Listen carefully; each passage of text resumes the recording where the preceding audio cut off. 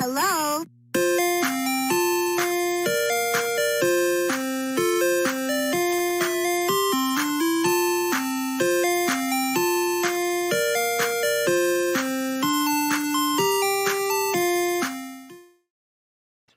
Well, hello to everyone out in the TV verse or the streaming verse, whatever it is verse you're living in, the Marvel Cinematic Universe. How about that?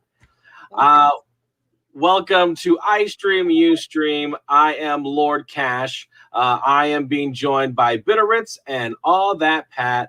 How goes y'all? Happy Thursday. It is Happy Thursday. True story. Because I have Fridays off, so weekend starts now. Right on. It's weekend eve. Yes. After this, I'm going to bed because I'm exhausted. She said that. We'll be up watching shows all night. There you go. Later. You got to be able to stream stuff, right? Yes. We do. It's funny not to get off on a tangent. It's like I feel like there's a lot of things like I can't play or watch without thinking about, could we put this on the channel? Yeah, it's weird how that, when you're going into, something like this, how you start thinking of that in retrospect of, okay, could this be considered content? Could I actually do this? Should I save this for later? Am I going to put pants on? We should just be reality shows. We should be. Have video cameras all around our houses.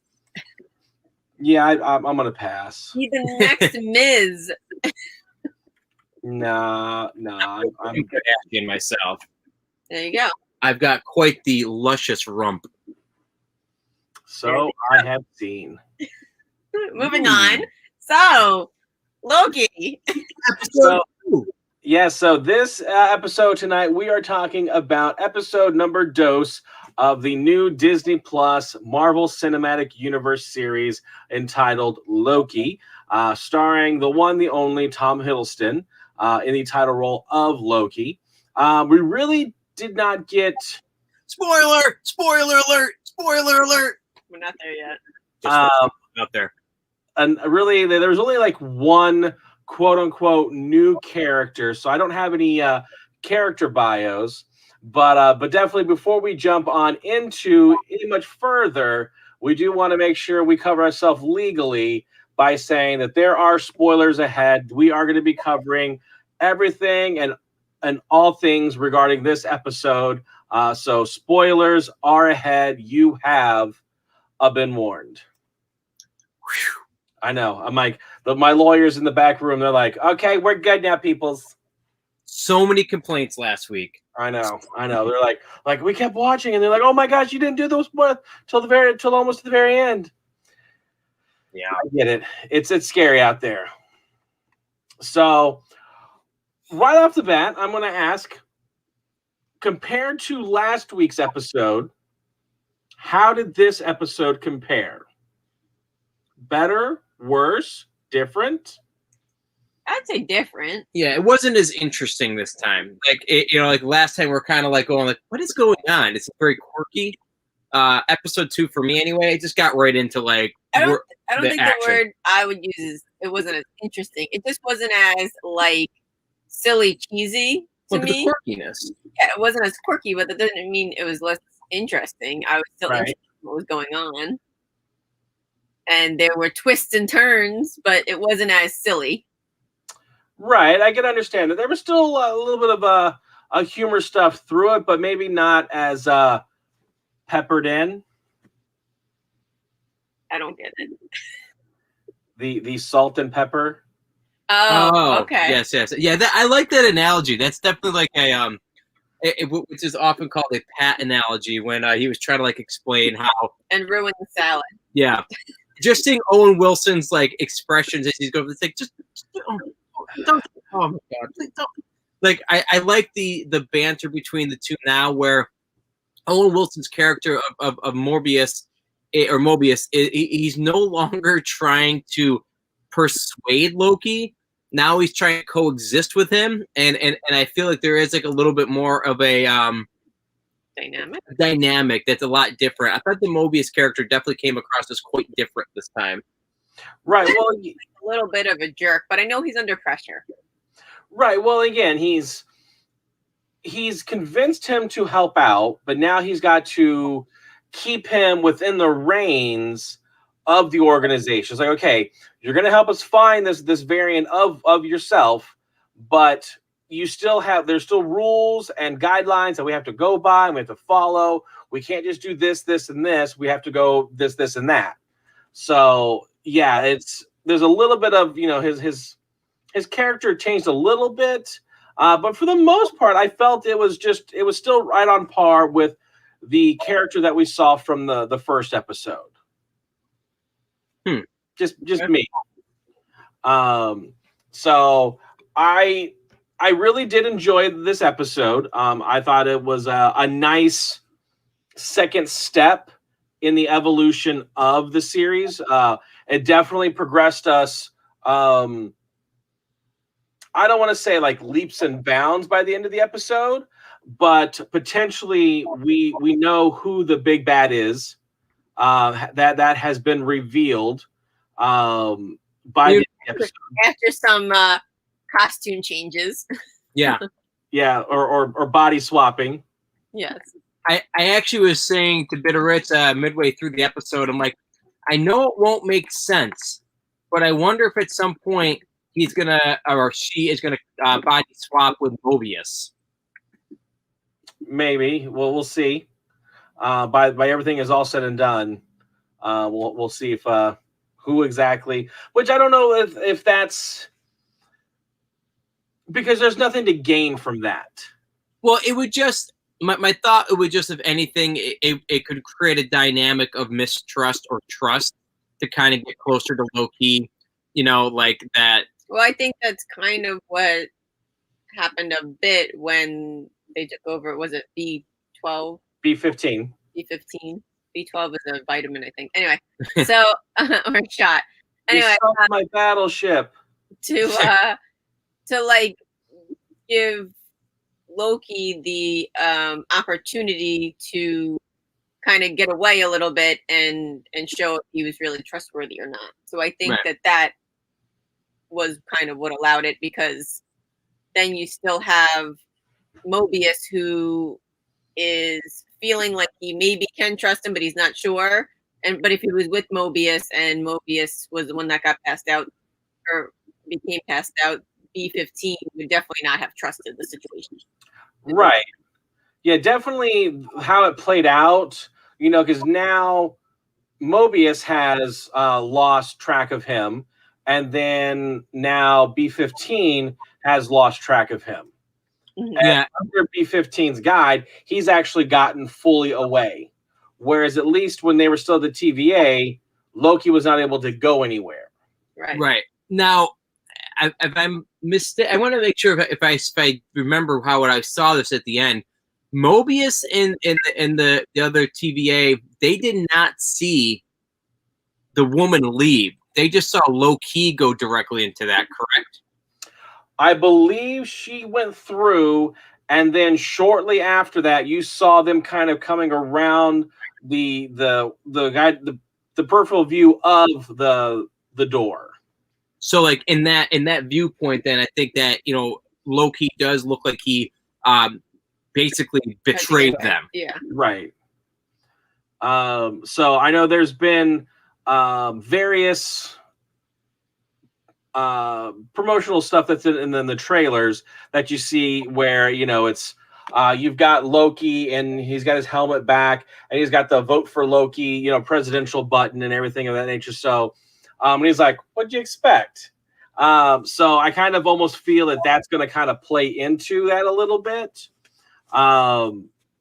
because again, it's like it's kind of like the scorpion and the frog metaphor that they say. You're not familiar with that?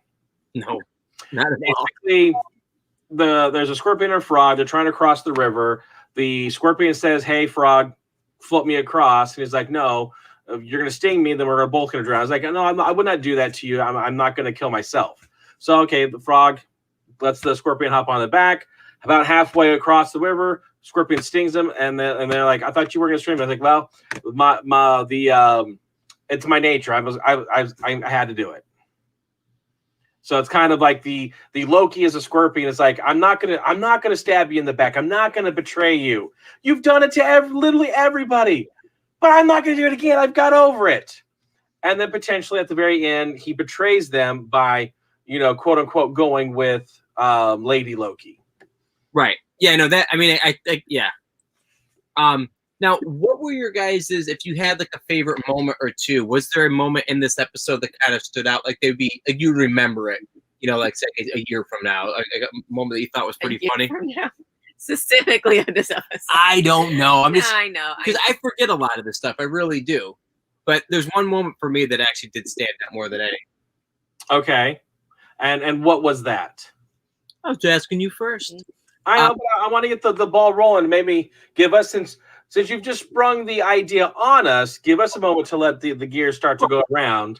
So I actually really enjoyed the apocalypse moment where he had explained it, and then they went back to that period where basically the volcano was going to erupt. Yeah, at Asgard, in 79 AD, and basically I just like the idea of like Loki being vindicated of the fact that he was correct, and he's like dancing around. He's like, eat whatever you want because nothing matters. By the way, I'm from the future. We both are. Blah, blah, blah, blah, blah. Because he knows that no one's going to ever remember it because they're all going to be about to be volcano toast. Right. I just like that moment. It looked pretty funny because, again, he's just completely like relishing in the moment that he's correct and just kind of like going as extreme as he possibly could while Owen Wilson's character is just kind of like, all right. Then the next scene, like they're all excited. He's all excited because he does have a direction. Right. Well, and again, it kind of pulls into that same thing of it's in Loki's nature. Loki may betray you, but above all, he likes to be right. So you may not trust me, but trust in the fact that I'm going to see this through to prove to you that what I just explained is accurate and true. So I'm not going to betray you until at least that moment. Right. So, but yeah, they go to back to Pompeii, 79 AD. Basically, Mount Vesuvius, erupts and everything, which was kind of cool to see that. I was hoping for a little bit more of that, of the quote unquote time travelness. I'm liking what I've gotten so far. Back in the first episode, we have a little place over in France. We get the place in Oklahoma. So this one, it starts off in a Renaissance festival in 1985. We go forward to 2050 to Alabama to another apocalyptic situation. So that's it's kind of, at least there's that little bit of time travelness going on, that we're not just stuck in the TVA. We're not stuck at one time period. They are giving us a little bit of pieces here and there. So that was nice. Now, talk about the TVA. BitOfRits, I don't know if this one stands for you, like a moment that you like, but you were chuckling when he was trying to hit that Miss Minutes, that little like mascot in the beginning of the episode, was bouncing all over the place. Right. Yeah. The when he was taking the test, watching the videos, getting quizzed. Yeah. Which actually is kind of amusing because when that happens, there's actually the quiz that's on the computer that he's supposed to be doing. And he's actually, when Miss Minutes actually jumps back into the computer, she actually fails him. Oh. But of course, didn't stop him from actually going on a field mission. Right. But yeah, and I like the whole, are you real or recording? Yes, right. No, both. Yeah. And I'm looking forward to seeing Mobius ride on a jet ski. Yeah, I wonder what the connection. There's got to be something to that. Well, it's just this idea. I think that, I mean, and obviously, Lord Cash, if there's if that's some kind of an egg or something, but I think it kind of gives more purpose to understand, like, Mobius almost is maybe not like some of the other TVA employees, where he, he's kind of giving some insight that he doesn't get to enjoy some of, like, the things outside of the TVA and that world. So he just reads about them and almost like daydreams and imagines about them. So I've heard a theory, and I kind of want to jump on board this bandwagon. I think that pretty much all of your TVA agents were at one point in time variants. Okay. And very similar to how Loki is now helping them. At one point in time, Mobius was a variant from the 90s, which is why he's talking about the jet skis, that magic point in the 90s where it was, this and that, and it was called the jet ski. That's why he drinks the Josta energy drink that was only available in the 90s. Sorry. Okay. Behind the curtain. So I think that's what's happening. I also think that there is possibly more than one Mobius. I agree with that because that could play into the fact of, again, I know you said you don't feel this, but I really do feel that the Mobius from episode 1 and episode 2, they really were different. I do think the first episode, he was just really like chill and just kind of like trying to be his friend. I know he got him on board, but this one, I really just think he was annoyed at him. He wasn't. But I think it was because of the conversation he had with the judge. No, absolutely character. Could be, yeah. She was putting pressure on him, saying like, "You can't mess this up again. You already messed up." Basically, last episode, Loki caused an issue with the trip, so he's really needs to prove that he can control Loki. He can control the situation, and he knows what's going to happen. Like he could take care of what's going to happen and not lose him and have it go into even more diverging paths. Yeah, I think more with the more than one ties in more to not necessarily the Mobius we got from the first episode is a completely different person, right, than we got in the second one, because even though they are two different, like they still have the same knowledge. Right. From the first to the second. So I feel like it's the same person. Whereas if there were, like, depending on who Mobius was before he became to the TVA, I feel like there's been a couple of situations where he's done bad things and he's been pulled to the TVA. Okay, so he did something bad in 92, got pulled. 94, did something bad, got pulled. And so now you've got a 92 Mobius and a 94 Mobius that's maybe a little bit older in the timeline, and doing stuff, as well as, maybe there's a 95 and a 97. So there's a couple of them. And the reason for that is because with Renslayer, the judge that he's talking with, puts the cup down on the end table, and there's already rings there. He's like, "Those were there when I got here," type of thing, He's like, "Yeah, but it was done by you," meaning other versions of you are in here. And again, if he is her star, agent, where are the other, trinkets that are on her wall? Where did they come from? But if except for Mobius, from different variant points in the timeline. Do you guys think that the Minutemen or whatever the Lizard, the people, the Timekeepers? Yeah. Do you think that they actually exist in a physical form since nobody can see them? Well, nobody. I do. Whether or not we see them, that so yeah, I don't want to go down that road just quite yet. Sure. But I know it does tie into a 30th century time traveler that has connections to Renslayer. Right. So okay. I'll just leave. I understand what you're saying about the different Mobius. I guess in my head, I was seeing it as, it seems like Mobius and, is it Renslayer? Yeah. are very close, and that she has to approve every single mission. So I guess in my head, it wasn't necessarily that there might be like 50 Mobiuses or whatever, or even more than necessarily 2. There might be the one in the real world who continued on his timeline, and then maybe this one that's now part of the TVA. But, maybe at other points when he's been meeting with her, he might have left. It seems like he just automatically puts the cup down without a coaster until she tells him. Like, it almost feels like there's a bit of chemistry and banter between those two characters. So I guess that's how I was reading it, that he's he's hoping he's his favorite.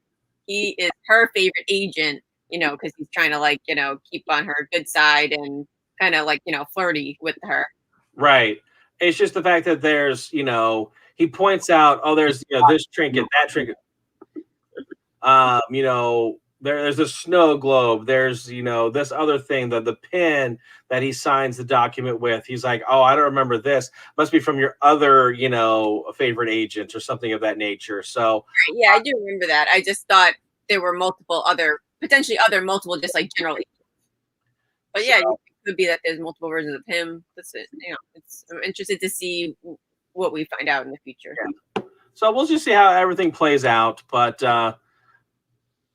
it's definitely picked up and ramped up in storyline. I feel that definitely things are going to get really shaken and baken in the next 4 episodes. Shake and bake. And that's the technical term, by the way. Oh, I know. I mean, I learned it in Talladega Nights. What if you're a vegetarian? You shake and bake some celery. It's bake. Bacon. Yeah, it's BAKE apostrophe N. Okay. Not BACAN. Gotcha. Yeah, there's different. So, but and regardless, either way, you can't help. What do you think on the roading? Is Shake and Bake also for vegetarian dishes? Anyway, yes. All right. So continuing episode 2 on Loki. Yep. Yeah. So, storyline wise, kind of they started in 1985. There's a batch of the TVA agents that get kind of jumped by the variant Loki, and ends up taking, I think it's C-20. And takes her back with the variant Loki. They kind of have to figure out what to do. They go back to the place of the incursion. And of course, Loki makes the question, is like, okay, if this happened, why don't we go back before it happened and actually stop it? But I guess they explain that once it happens in real time, and you kind of have to, you can't stop it. You just can only prevent it from moving forward. So Loki tries to pull a little, one over on the TVA to try to get the audience with the time lizards and everything. So it just didn't work out. And of course, they go back. I'm trying to think exactly. They'd have to basically do more homework. They have to look through the files and try to find out, okay, where exactly did this variant go, and where might they be hiding? So it was weird that when Loki goes to try to do that said homework, right? And he's trying to get any kind of information that he can.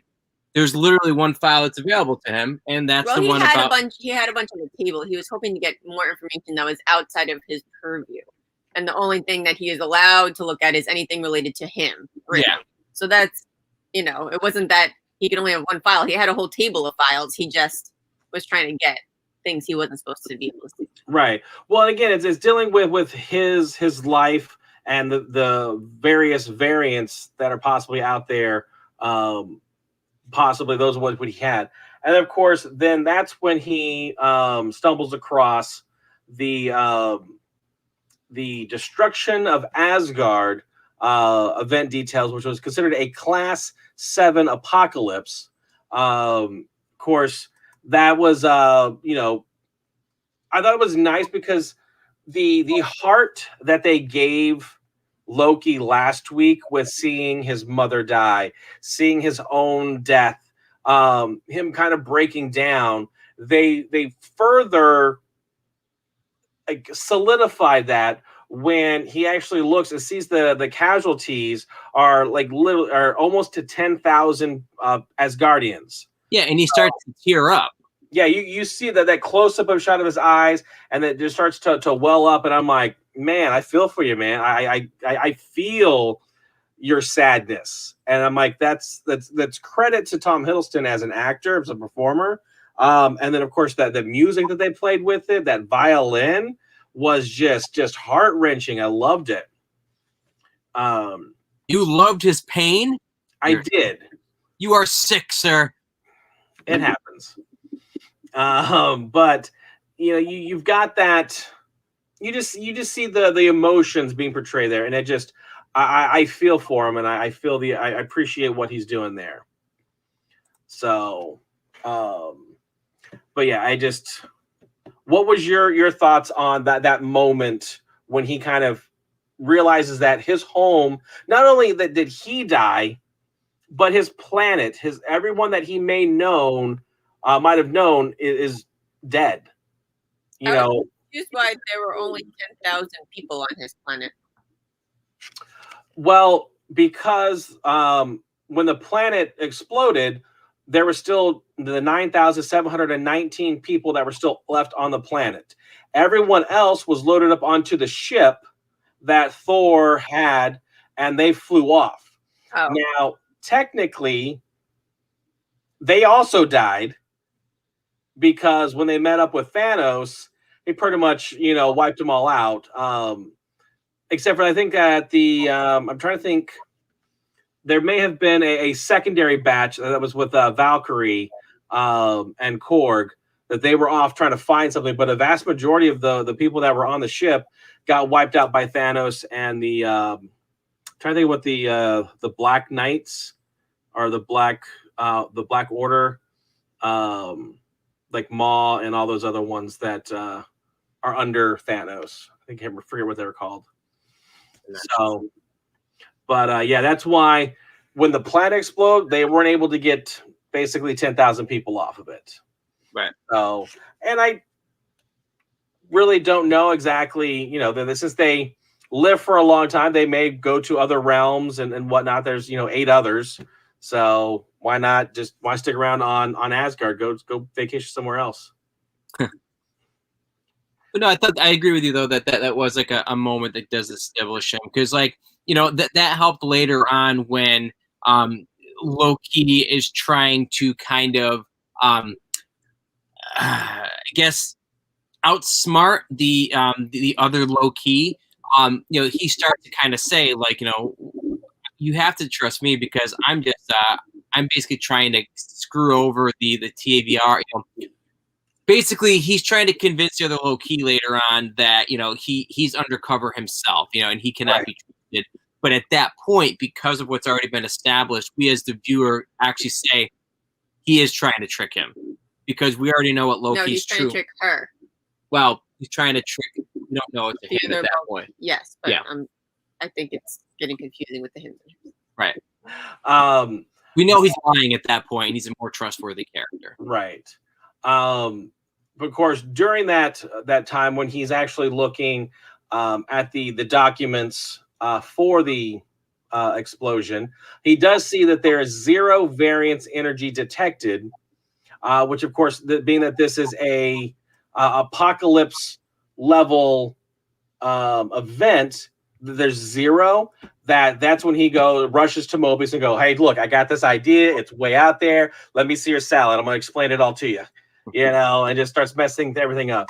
The one thing I do love is when he tries to take the can and pour into, be the apocalypse or, a Ragnarok. He gets up and goes and he gets Casey again. He's like, and grabs his little Boko drink or whatever juice that he has, and just starts pouring it onto the salad. But I just thought, I'm like, poor Casey. He's getting picked on again by Loki. And then, of course, they go test it out in Pompeii. Looks to be right, which, of course, then they have to go do more homework and find, okay, which apocalypse is, this Loki variant hiding in? And then finally, they're having a little heart-to-heart conversation. And Loki's like, "You called me, you know, a cold little boy or a sad little boy, scared little boy," which of course triggers Mobius's mind about the candy that he found that was given in the kablooey candy from the first episode by the little boy in France. Right. Of course, it's only was sold on Earth from 2047 to 2051. So basically, they had to go through all those disasters for those 4 years and try to figure out which one. And of course, they ended up landing on the apocalypse or the apocalypse event in 2050 in let me see, I think it was called what was the name of the city called again? I'm blanking on it. Oh gosh, I don't even remember. But they go to like what's a futuristic Walmart kind of thing, for the lack of a better term, in 2050, I believe it was. Yeah. So no, I know. Yes, I'm not wrong then. Mm-hmm. So yeah, they go to a Roxcart, which I'm curious, and I'll just, since I'm talking about it right now, I'll throw this out there. I'm curious if this is maybe an evolution of Roxxon, which we saw, I believe, in Iron Man 2 or 3. And basically, that is one of the big corporation that fights against what is his name? Miguel something. But basically, he's the Spider-Man 2099. Okay. So I'm just curious if they're dropping that at any point, but just because it's very similar, if this is kind of maybe like an offshoot brand, of Roxcart. But yeah, basically, they figure out that it's going to be in this place, and they go there. They try to find, spread out, and they split into 2 teams to figure out who's what and where. That's, of course, when they encounter this guy trying to buy azaleas, and ends up being... There's a hurricane sale, Brian. I know. I'm like, that's the best time to buy azaleas. Yeah, it's like, I don't know. It's pretty funny. So, of course, as B-15 tries to, interrogate him, this guy just grabs her arm, and you just see the green glow where basically the conscious is being transferred from this one guy to B-15. And then, of course, Loki's like, me, I presume. Yeah. Which, of course, the other Loki's like, no, if anything, you're me. So it's like, again, they're a little battle of wits of who's superior and everything. And then, of course, they start talking, and the plot gets, revealed a little bit when you see B-15 jump to Randy. And then, of course, Randy goes to a kind of like a trucker. But I like like he goes to the trucker. He's like, I miss Randy, because when the trucker starts beating him up. Yeah. And then, of course, we have the big reveal that Loki is, in fact, a lady. Ooh, and what a lady. What? So does this Loki in the comics have a different name? Because she doesn't seem to like the name Loki when he called her Loki. So there is I'm trying to think of how to explain it properly. So basically, right after Ragnarok, he ends up his soul or whatever, like their essence, kind of gets scattered, and there is a body that is supposed to be reserved for Lady Sif, which is kind of Thor's girlfriend before Jane Foster. Okay. Ooh. Yeah. So it was meant for her, but Loki ends up taking the body instead to play a kind of a joke on Thor, because that's what he does.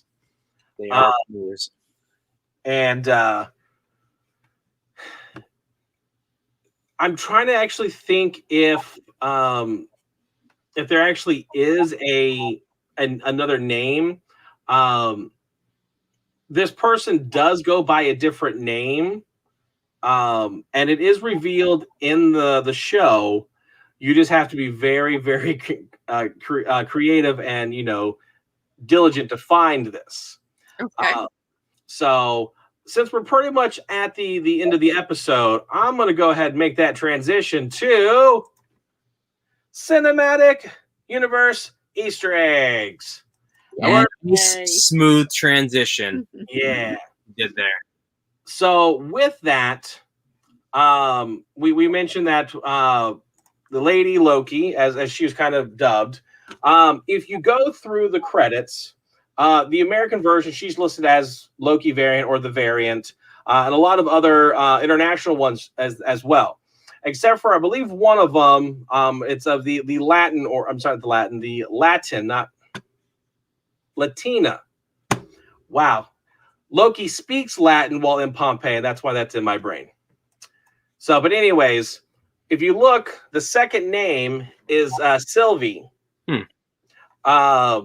Is who it is, and like I know it's the Latin origin, because it says Senorita Minitos. So for Miss Minutes, that's who does the voice there. Now, what's even cooler, one could say, is as Loki is going through all of those documents, and it happens right off the bat. Basically, when they come back from 1985, and Mobius is like, "Hey, you sit here, go through all the files. I'm gonna go grab a snack." Literally, the first thing that he does, and it is like you blink, and you absolutely miss it. But if you actually look on here, and I probably should have zoomed in a little bit more on this, but there is actually, and I'm actually I'm going to bunch out of that. It actually has her name listed right there on it. Give me one moment.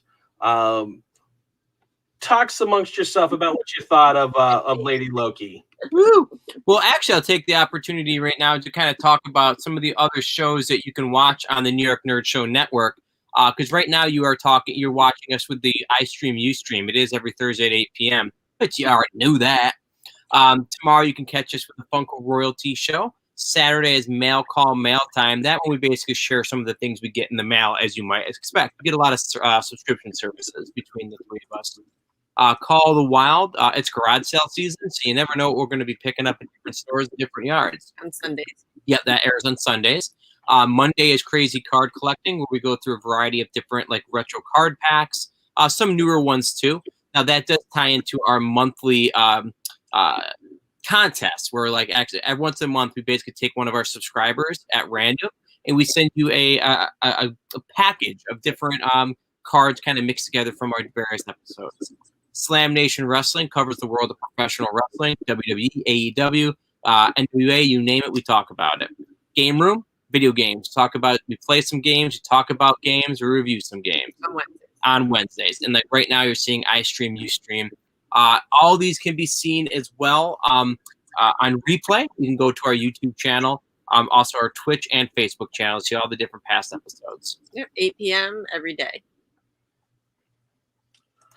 Alrighty, so I was trying to actually crop it. I wasn't working out for whatever reason. I'll be on this picture, and I'm like, okay, I'm going to crop it. We go to the next one. I go to the one beforehand, and it wasn't working. So I had to play the old, let's just share the screen.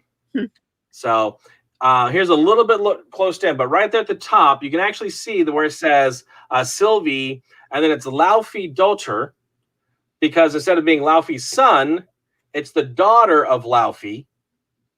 And it has the Sylvie name right there on it. So he actually had this document, and the very incident already happened. So I just think that's kind of cool and interesting that it's right there in his hands, but he just, of course, didn't realize it, probably because, I don't know if it was because, wasn't him. They're like, okay, it's probably not that one. But yeah, that was an interesting thing. And of course, if you look at her helmet, the left horn is actually broke. Right. And that's kind of taken from one of the comics. I think it's an agent of Asgard. So you kind of see where it's broken off there. And basically, this is when Loki was put into a younger body to atone for all the things that he has done. So they kind of played into that a little bit. Okay. So they're pulling from a little bit of this, a little bit of that. Now with Lady Loki, by going by that name, there is a possibility that they're going to evolve this character into someone known as the Enchantress. Now, that name does sound familiar because there's a similar character over in DC. If you watch the first Suicide Squad, she was kind of the quote-unquote big bad. But this is kind of a different version. Has a lot of the same magical abilities, but again, she goes by Enchantress. So I'm wondering if instead of being Loki, they're going to take her that way instead, just because that's Enchantress's name is Sylvie. Okay, gotcha. So now, by chance, did you notice that on this thing where it's talking about the zero variance energy detected, the code name that was on the Ragnarok form right there at the bottom? Did you see that? I think it said Revengers. Yes. I just saw it now. I didn't know. The main thing I picked up on it was that nobody had survived and that the main, culprit was Loki. I didn't notice that one. Did you? So are you familiar with who the Revengers are? I'm not. the anti-Avengers. I mean, honestly, I think it's kind of what it is, I would imagine, but I don't know if that for sure. So has it got a name? Thor Ragnarok, The Revenges. Revenges? Because they come up with the name Revengers in order to kind of save the planet and everything to escape. And so it's kind of cool to kind of see that play in a little bit back to that on that file, that the Revengers. So basically, Valkyrie, Bruce Banner, and Thor. When Valkyrie's like, "Well, what are your group called?" Like, we are the Revengers. So, which again, since he's part of the Avengers, he kind of like just took that and just like, Revengers. Right. So I thought that was kind of amusing and cool with that. Like a little nod, yeah, definitely. Yeah. And again, that's one thing that's nice about it. There's all sorts of, nods and whatnots. Now, not so much a Easter egg, but I grabbed the screenshots of them. We start off with the different variations of Loki. So, we've got a frost version of Loki, because basically he is from Jotunheim, which is the frost planet. He's a son of Laufey, which is one of the frost giants. What's interesting, though, is if you look here, underneath his name, he's variant L1247. But then when we go to the close-up version, it's L6792. Then, of course, the next one is the Tour de France version. That one made me laugh. Which he's back to that 1247. And then, of course, it changes. I'm looking here at my notes to see. I think it went to I think it was the Ogre one. Had the 6792. There's one that he is very much a Viking, and that was a 7803. And I'm dubbing this one just because it looks like it. Kind of a very Rasputin looking like character. Mm-hmm. Whether or not, Loki was Rasputin in the early 1900s or anything like that. But I felt like, what? If he can be DB Cooper, he can be Rasputin. Right. In all reality, yeah, because we don't know what is, and he could, as we talk about in this episode too, he can obviously change forms. They even have that debate as far as there's a variation as to changing his actual form and then changing a form outside of himself. The thing is the whole transferring his image to other people. Which I love that whole that when Mobius is projection, holographic projection, and of course, like Loki's like, no, that's not exactly it. It's like that's two totally different powers. I'm like, this is this and this is that, but you probably already knew that, right? But I just love how like matter of fact she's like, no, that's not how it is. That's not what's supposed to be. Let me educate you. You foreshadowing to how this episode plays out too. Yeah. Now, what was funny is, as I just mentioned, DB Cooper, as I was watching through the credits, I noticed that there was another event. That there was the Class 3 airplane hijacked that took place in Seattle, Washington, 1975. That was the event of DB Cooper. So I was looking it up and I'm like, what happened on this day? What happened on this day? Oh, it was just DB Cooper. Well, that's not exciting anymore. I wanted something new.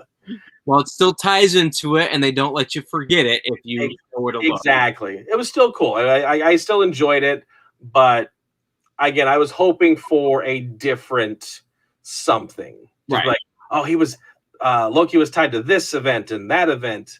It was just the DB Cooper thing again. Okay. Now, no, this is really not this is totally not an Easter egg, but being the I don't even know what to call it here, and I'm trying to find the clip, but basically, you look on the wall. Can you read Roman numerals?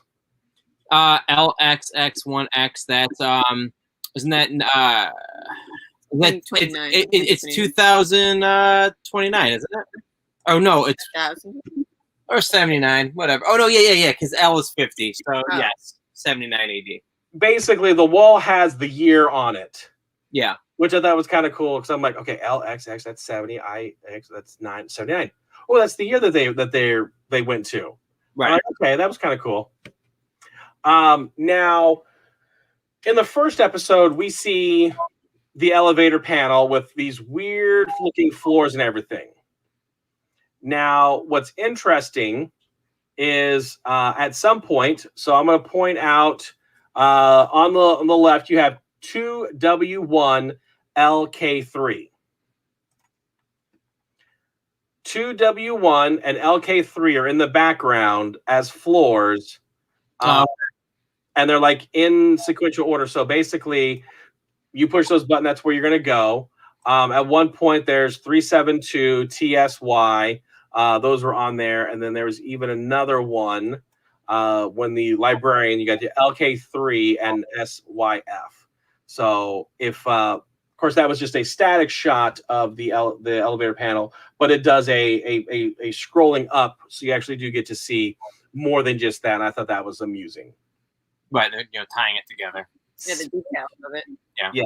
Speaking of the elevator, I thought was cool.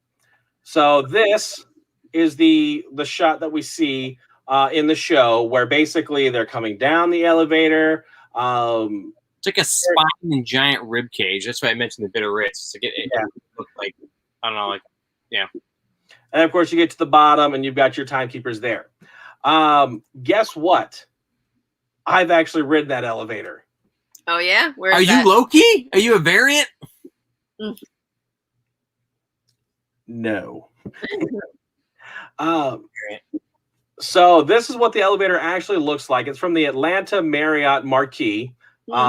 So whenever I would go, so anybody that is listening and that has gone to Dragon Con up in Atlanta, this is one of the main hotels that they use. And you just able to ride that elevator all the way up. And I've done that several times. Just ride it all the way up. I have nothing else to do. Just like, yeah, let's ride that. Let's do this. And of course, you need to see everyone down on the ground and all their costumes and everything. It's a nice little view. But yeah, I thought that was cool. I'm like, that looks like the Atlanta. And I looked it up and I'm like, that is Atlanta. I didn't even think it was real. I thought it was just like a CG shot. Yeah. Well, that's just the cool part is that's legit. As I showed, that's exactly what it looks like. Cool. So they obviously did some artwork to it and everything, but basically, yeah, Yeah. One other thing that I wanted to point out was when they're walking away, and actually when Mobius is bringing Loki back the first time, you see the 372.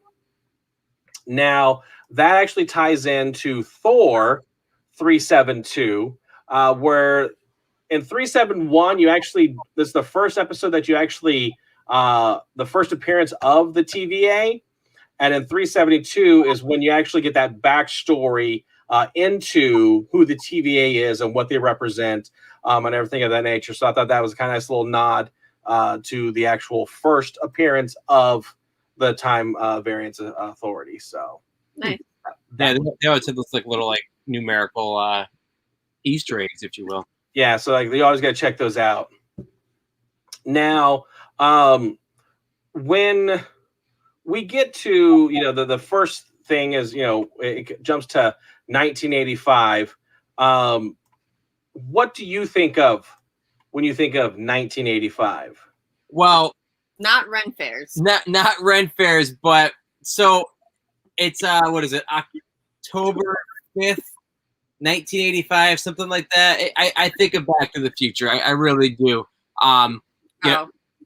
Yeah, I mean, I don't know. I mean, and this show is about time travel, but I really do think of Back to the Future because 1985 was like the big launch off point, literally, for Marty McFly's escapades. Yeah, I think it was November 5th, actually. October 5th, November 5th. Yeah, and I only know that just because I was watching the clip today. Otherwise, I probably would not have gotten that. Yeah, it's all good. And then trying to think, why did I have this other clip? So, because basically, I have the clip of when we first see that big transformation, pulls back the hood, and you almost hear Loki like mentally going, "What is this all about?" As if she's almost telepathic. Yeah, like she was like transferring that energy. It feels like all throughout the warehouse area at the end of the episode, as she's basically shutting down all of the different time resetters or whatever they call them, leading to a big like more. So I guess it's become to this point. What is next? Like is Mobius Chaos ensues. right? But I mean, like, are Mobius and the crew, are they dead? I mean, I know you're not gonna really see that as a character, but like they're stuck in a place that's about to be destroyed. But why they have their own. Well, that's what I thought that was like disappearing. Was that all those things were kind of going away? She put those there to create branches, but they have their own device to bring them wherever they need to go. So that's what I'm asking. Is like what were we seeing visually? I'm answering. So basically, what BitOfRits is saying is, as you saw in 1985 when she attacked everybody, and same thing at the end of episode 1 when she set everybody on fire. She picked up the reset canister. Yeah. And basically did the same thing. Got a couple more off of the guys from 1985, but also took their their little tablet that they actually can go this and wherever they need to be. They have those because basically in 2050 she's got all these reset chargers set up all throughout the store, and then utilizing each one has their own tablet, opening up a door to wherever they've been set to go. That's basically what they're all happening. But again, the people that are in Mobius's group, they still have their own, so they're still gonna be able to get out of there. Yeah. So they're not going to be taken out by this. By the way, Category 8 hurricane. In the next 30 years, scientists are going to go, yeah, 5's not enough. We need to have a Category 8. Yeah, exactly. That's messed up. But regardless. But yeah, so essentially, she sent all these, and which someone counted and said there's 42 of them, which again ties into the the answers of the universe. It's 42. But who knows? I'm looking here. The last thing that I want to kind of show is basically where did some of these things go? Now, Renslayer, she's watching this on her monitor in her office as like you have this branch, this branch, this branch, all these little variants there. So it happens really quickly. So I've slowed it down so that way we can kind of see. And in fact, I'm going to do something a little bit different because I'm going to take the full screen. So bear with me because I'm going to add it to the actual video clips versus my ad files. And then we're going to play a game of do you remember this planet? So right here, you see like Portugal, Vormir, Asgard, Rome, all these other ones. And even then, it still gets very, very quickly. Lord Cash, I'm just going to interrupt really quickly. Portugal's not a planet. Correct. These are all the locations that it went to. Right. So the planets that are outside of Earth, Vormir. Do you remember where Vormir is? Because I'm going to go with them in order. Okay. I'll tell you, you see this in both Infinity War and Endgame, if that helps. Is this where Thanos is? No, but you say this is where she dies. She gets like thrown off the thing, right? Yeah. So this is where the planet that the Soul Stone was on, and basically Thanos goes there with Gamora and tosses her off. And then, of course, this is also the planet that Natasha Romanoff sacrifices herself when she's there with Hawkeye. So that's where that planet. And, of course, that's actually a future date. Takes place in 2301. Now, what's interesting there is the date is April 23rd, which was the release date for Infinity War back in 2018, I believe, or 2017, whenever it was. Mm-hmm. So that was a little nod there. But again, the 2301, we'll see what happens in a couple of years. All right, so this one's a softball question to you. Asgard. Are you familiar with Asgard? Yeah, I think Batman fought Space Joker there. Very, very true. I love how smart you are. SMRT. So Asgard, of course, is home to Thor, Odin, Loki, after he gets, adopted by Odin. So there's that one. Then there's Sakaar. Do you remember where Sakaar is? What Sakaar is? Tag. Sounds familiar. So it takes place in Thor Ragnarok. Okay. Any light bulbs there? It's in Thor Ragnarok. You already told us. So this is the garbage planet that Jeff Goldblum lives on. That has the competitions of champions that he lands after fighting Hela, his sister. I think that's also where the garbage puppet from Labyrinth lives. I think Oscar's relatives are from there. Yeah. So yeah. Multiple characters in that world, I think. Yes. Exactly. So another one that I want to talk about is Ego. Not mine, not yours, but Ego. Do you know Ego? The planet of Ego. Ego was the bad guy that was in the painting in Ghostbusters 2. He's from the Bathian. Hey, I could have called Lego my ego, but I went a little bit deeper. I went for a better reach.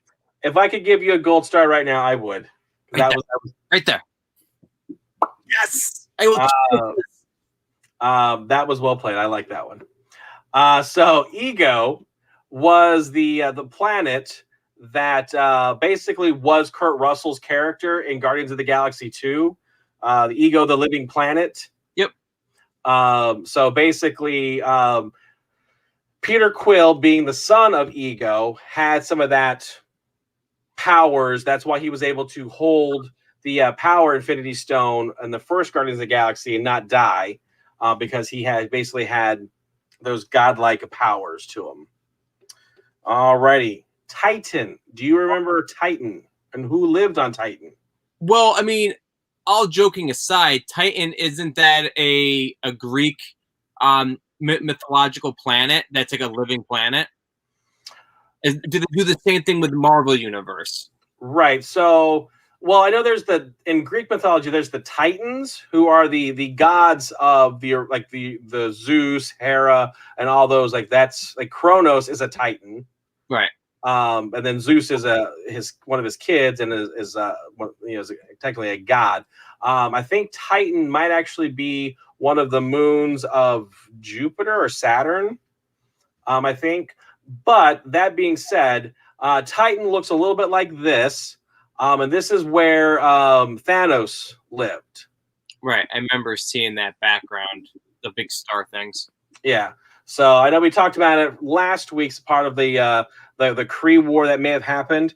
Now, what's interesting is that I haven't talked about some of the other ones, but this takes place in 1982, which is way before Thanos adopted Gamora. So, but it might have been around that time place that the battle actually takes place, and where half of, or basically the planet of Titan gets destroyed. That maybe something happens and it doesn't get destroyed. Thanos doesn't become this Thanos.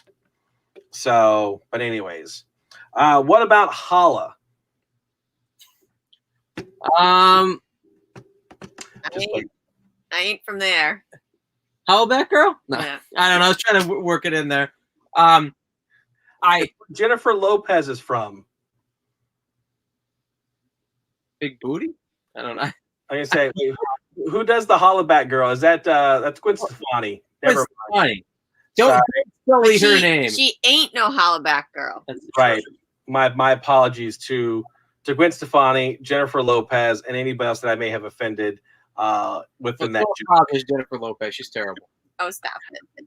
So He likes her music. Not. You sang along with the music when it was on the radio. And Just you're because it's an earworm doesn't mean I like it. anyway. So this one, as Hala, is the capital of the Kree civilization. So we get to see this in Captain Marvel. Now, what's interesting is this goes back to January 3rd, the year 51. So they kind of say that the Kree civilization, basically, they reached their epitome of technology thousands of years ago. So this may be at that moment where they really solidified themselves as a civilization. And so maybe sending this, reset button back prevents them from doing it. Alrighty. So now the next one is Xandar. We've only got, I think this is the last one, Xandar. Do you know Xandar? I think it's the fortune teller in Big. I think that was Zoltan or something like that. It's his brother. They have to split the machines because there's too many of them. I think there was I think there were triplets. You had Zoltan, Zordon, and Xandar. Oh, Zordon. Yeah, it's his uncle. So with Xandar, that is the capital of the Nova Empire. You didn't let me answer. What? You didn't let me answer. It's You the did capital answer. of the Nova Empire. Duh. Go ahead and tell us now. So basically, we go to this planet on Guardians of the Galaxy. We kind of really don't revisit them until we find out of their destruction at the beginning of Infinity War, because when we first see Thanos, he has the purple Power Stone that was being held by Cruella de Vil. I mean, I can't. What is her name again? Bugger. Final answer. Yeah. It's the lady who plays the live action Cruella de Vil in the original movie. And Glenn Close. Glenn Close. Glenn Close. So she's head of the empire of the Nova Corps and everything. So I'm still waiting till we actually see what is his name? Nova Kane? Scotia. Um, Just ask a question. What show are we covering anymore? I don't even remember. you don't remember? The Crow. Oh, we've gone so far off. At least in my mind, it's gone He's so far. going through the list. Although, No, I know. Although in the future, I feel like you should just send us the list in advance, and we can ask you if we know what these places are, because we are clueless. My mind is just trying to make jokes. How many were there? Not 1 out of 9. Good job. Good job.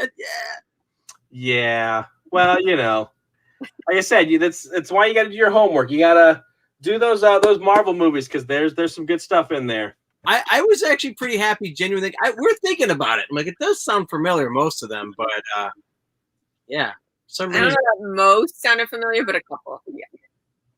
Anyway. But anyways, that pretty much wraps up kind of all the stuff that I wanted to talk about, except for one thing I wanted to mention. Remember last week, the shovel? Yes. Guess where it came from? Where? Kmart. So we're at Rockstar, yeah. Oh, yeah? I was actually going to make that joke, but apparently it's real. Well, the logic would dictate if, it's a futuristic, shovel from 2050. Actually, technically, it was from like the 31st century. But that's the whole goal, though. She is hiding there, so just kind of bouncing back and forth. Right. So there's probably apartment.